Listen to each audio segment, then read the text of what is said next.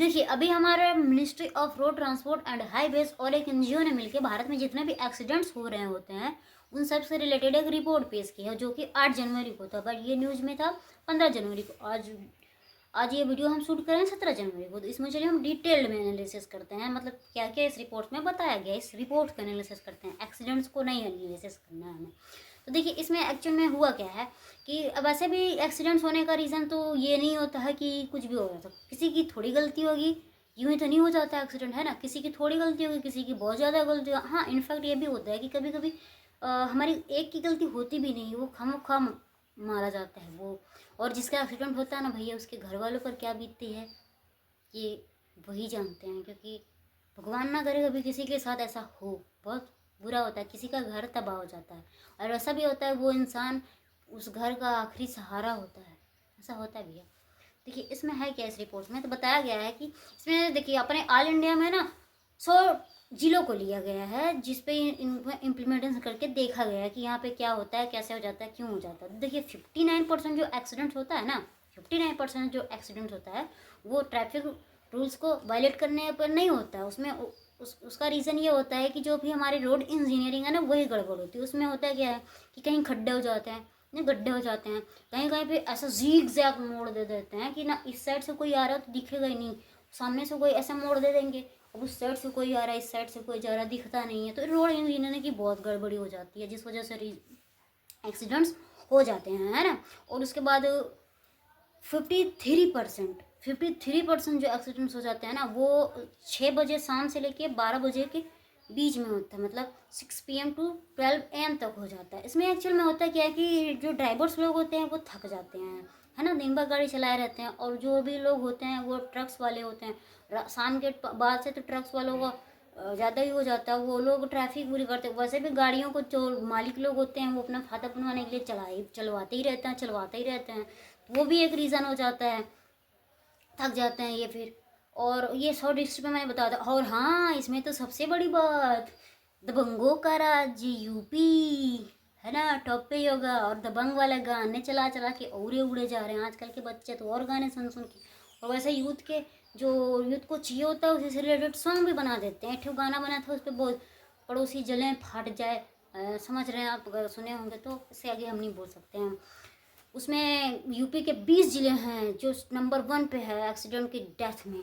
उसके बाद तमिलनाडु दूसरे नंबर पे है, 30 ज़िले हैं। फिर महाराष्ट्र 11, महाराष्ट्र का नासिक तो उसमें है कि महाराष्ट्र में नासिक टॉप पे है एक्सीडेंट के बाद डेथ के मायने में। उसके बाद महाराष्ट्र के बाद इधर चले जाइए, कर्नाटका में 9 है, और राजस्थान में चले जाइए, राजस्थान में 8 हैं। इन ज़िले, मतलब ज़िले, इन सब में जो एक्सीडेंट होता है डेथ हो जाती है। और भारत में वैसे भी रेल जाल, सॉरी रेल नहीं, सॉरी रोड रोड का जो लाइन है, जो भी रोड जाल है, वो आपको पता है दूसरे नंबर पे आता है, जो कि बहुत ज़्यादा है। उसमें है क्या 63.45 लाख किलोमीटर रूट्स हैं, उसमें से हाईवेज 1.46 लाख किलोमीटर्स हैं, स्टेट हाईवे हो गए 1.4, मतलब लगभग 1.5 लाख, वो भी 1.5 लाख। अदर्स हो गए 63 समथिंग लाख किलोमीटर ऐसे हैं। तो ऐसा है। और इसमें से सबसे ज़्यादा एक्सीडेंट जो होता है वो हाईवेज पे ही होता है। स्टेट हाईवे पे उतना नहीं होता जितना कि सेंट्रल हाईवे पे हो जाता है। नेशनल हाईवे आपको पता होगा, नेशनल हाईवे पे बहुत ज़्यादा एक्सीडेंट होता है। सबसे ज़्यादा एक्सीडेंट यहीं पे होता है।